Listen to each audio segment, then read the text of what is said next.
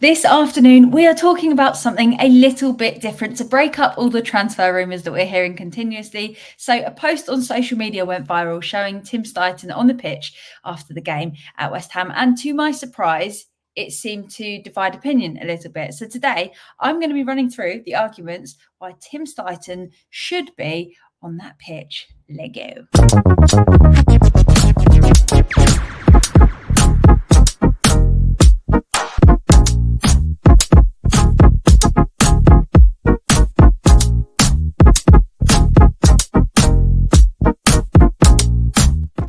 Yes, West Ham Network, it's Holly, and today we are discussing a little bit of a debate that appeared after Steidten was shown celebrating on the pitch with our players.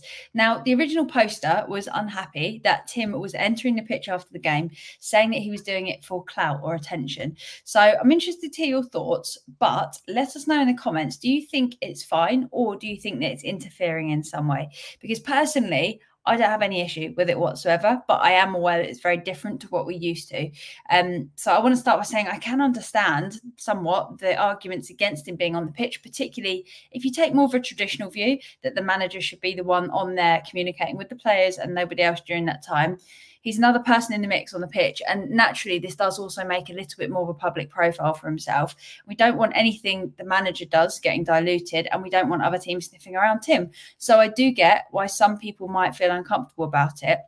But personally, I'm not threatened by it, and I don't really see it as a bad thing at all. I actually see it more as a sign of how far we've come as a club, because the main point is that Tim has become an integral part of our team and the way that we do business, but not just bringing players in. It's also settling them. It's also working with them to make sure they can be the players we need. And then if not, working out where the gaps are and going to find more players that do that. But it's part of a longer term strategy. So I don't think it's something he can bring a player in and then disappear. And as part of the football operations, I don't think it's strange for him to be celebrating with the team as a result of that. In the same way that I wouldn't be bothered by a sub celebrating with the team or anyone else that's played a part in the win coming on and cheering on the team. So I think, in my opinion, I might be wrong compared to you guys, but it's a positive thing that he's not just bringing players in and disappearing. He's watching to identify any areas that we can improve in, and then he uses this in his recruitment, as well as keeping an eye on the players and the performances that they have after he's brought them in. So, of course, he's already at the game. And if he was bringing players in and then just turning his back without caring about what happened next, I would actually see that as far more of an issue. And this brings me to my second point pretty well. Managers have really short lifespans. Steidten is working on our long-term strategy and most likely means he's going to outlive any West Ham manager or head coach. Because of this, he's helping to settle new players in. He's the guy that's gone out. We've seen it on his jet. He negotiates with their teams and he sells West Ham as the place for these players to come to. And for the new players, I'm sure that they're happy to see a familiar face and to see that Tim stays close to everything that's going on, rather than selling them the dream and then disappearing. And from footballers that I've spoken to, one of the biggest hurdles that they have is they're brought into a club and they're almost just left to their own devices. And often they struggle to settle, they struggle to find what they're doing. So having familiar faces means a hell of a lot. Can you imagine moving to a completely different country? You perhaps don't even speak the same language as most of the people around you. Having someone that can actually chat to you and you feel comfortable around, I think the more the merrier in terms of that. And I think it builds more of a family rather than it just being managers and players, which, as we've seen, can cause tension because when you're not getting results, suddenly it all falls on the manager and they don't really have any ideas that they can bounce off others. And then you end up in this spiral where everyone's just like, sack them, get rid of them, but you have to start again. We saw it with Pellegrini. We had the wrong players. We didn't have a long-term strategy. We didn't know where we were going. We got rid of him. You bring in another manager, but they can't work necessarily with other people's players. So having Tim behind the scenes kind of ongoing, regardless of whatever happens with head coaches or managers, I think is going to be a good thing. And having them close to the players and respected by the players and being able to celebrate the good times in football with them, I think it's brilliant.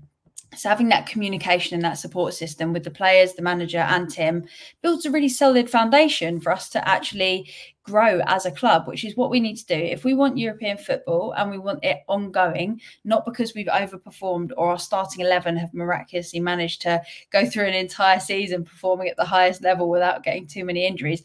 If we actually want to build a club which is continuously contending for European spots and it's not like an overperformance kind of side of things. I think that this is what we need to do, and is all be pulling in the same direction. And we've been speaking about it for months, and this is what we were excited about with Lopetegui, is that he seems to share the same vision as Tim, and then being able to work together, whereas it felt like Moyes used to butt heads with Tim.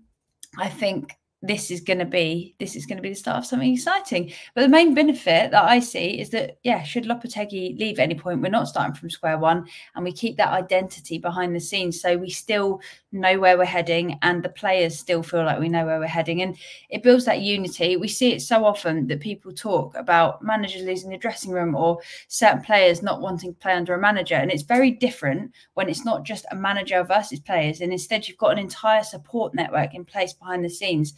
And it's not just players versus manager. So personally, I'm a really big fan of the team pulling together and celebrating a win, as well as mucking in to find solutions when times get tough. Because in the same way that we've got people like Tim coming and celebrating the wins, I think these are the same people that are going to have to come in when times are difficult and when we're losing and when we don't know where to turn to actually try and find a solution. And it seems that for the first time, and as long as I can remember, we've actually got a system in place that makes sense, from identifying targets to bringing them to the club, tactically deploying them, and then making it an exciting place to be, and actually celebrating these wins and making us great memories. We're not going to have European football every year, but we don't need a trophy to have those amazing memories. Every single win can be a really good memory for these players. And I think this is the stuff that makes people stay at West Ham and makes people want to come to West Ham. And people looking on from the outside will see it as a positive place to be. But most importantly, actually, the conversation here happened after we beat Palace 2-0. We had Souček scoring, who faced a lot of criticism in recent months. Our new captain, Bowen, also got the other goal. So I don't think we need to find negatives in that. We all know how many difficult times we get in football. So I don't think this was one of the times where we needed to pick negatives out. I think this was a time where we just needed to be celebrating. People love a whinge on social media. That's the one thing I've learned. We all love a little moan at times. However, I just think we've really, in the times where we're saying we need to be patient and we need to back this project, we need to get behind the team, this is the time where we don't want to be pulling negatives out when we've just won a game pretty early on in the season. It looks like things are starting to get quite exciting. We've got some of the new players starting to perform really well. We're looking like we're playing a different style of football.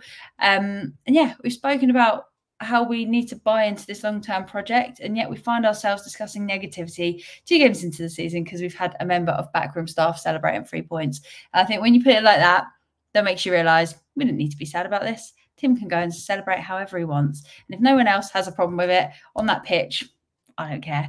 So what I'm trying to say is I don't think that togetherness with the squad and management can be a bad thing. If anything, I think it's going to bring everyone closer together, and it's going to make us work harder, and it's going to make us a more desirable place for players that maybe have a little bit of criticism and negativity behind the scenes at the clubs that they're at. I think seeing us as a nice unified front can only be a good thing. So for that reason, Tim Steidten can celebrate on that pitch all he likes as far as I'm concerned. But let me know your thoughts in the comment section. Are you fazed, or do you feel the same, that it is a big pile of nothing? But tune in at 5 p.m. I'm going to be running through your Hammers headlines for today. If you haven't already, please give this video a thumbs up because we'd really appreciate it. And of course, make sure you've subscribed to the West Ham Network. So have an amazing day. And until next time, come on, you Irons.